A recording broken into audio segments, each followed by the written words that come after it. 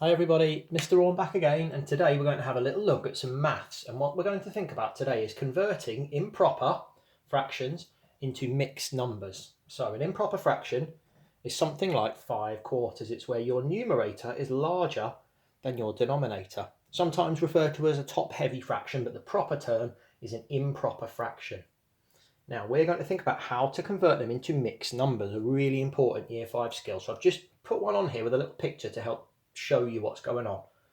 5/4, if we think about that, if we've got 5/4, we only need 4/4 to make one whole, don't we?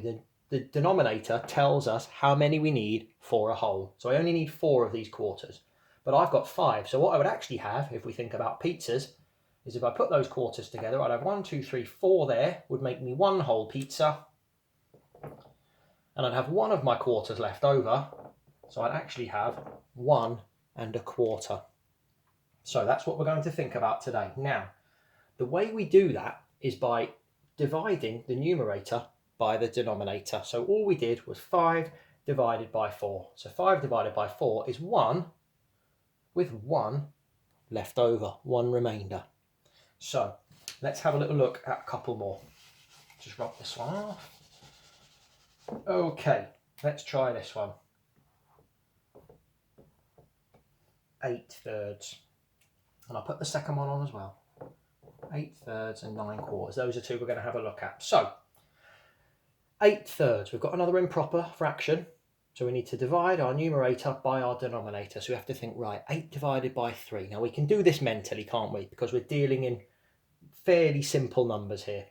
8 divided by 3, well, that's 2 I can divide by.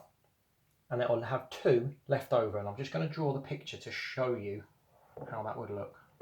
Excuse my slightly scruffy thirds. So there's 1, 2, 3/3. 4, 5, 6/3. And then I've got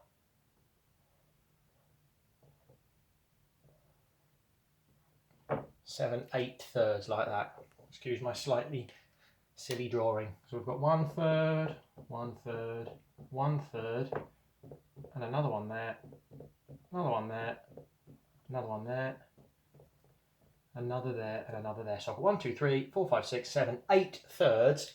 But when we divide our numerator by our denominator, we see that actually I've got 2 wholes and 2/3 left. So actually my mixed number would be 2 and 2/3. So let's have a think about this third one. I'm not going to draw the picture this time. We're just going to use our times tables and our division knowledge to help us with this one. So 9/4. So let's have a think. We divide our numerator by our denominator. We know we're going to have more than 1 because I'd only need 4/4 for one whole. So I'm definitely going to have more. Now if we think about multiples of 4, 2 lots of 4 would be 8. So I'm definitely going to have 2 wholes, aren't I? 9 divided by 4 is 2. And if I divide 9 by 4, how much would be left over? How much remainder would I have? That's right, I'd have 1/4 left, wouldn't I? Because I've used 8 of my quarters to make 2 wholes. So I'd have 1/4 left.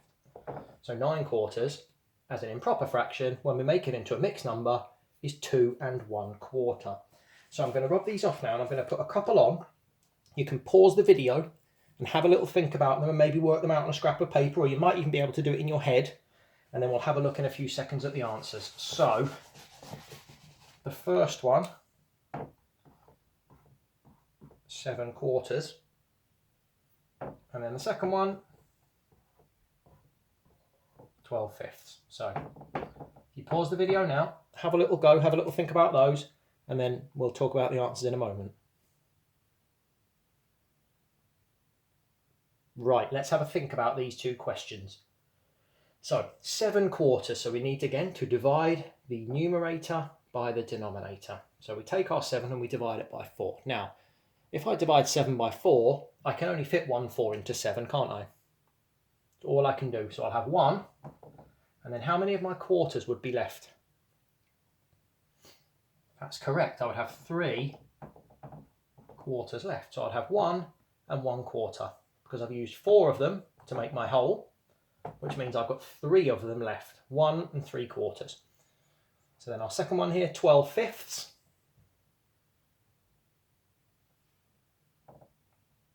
That's right, 5. So 12 divided by 5 would be 2.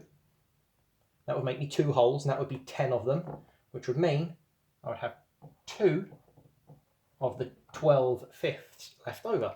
2 and 2 fifths. So there we go. There's a little bit of thinking for us and a bit of a reminder about how to convert improper fractions to mixed numbers. And I'll see you again soon for some more maths. Okay, bye.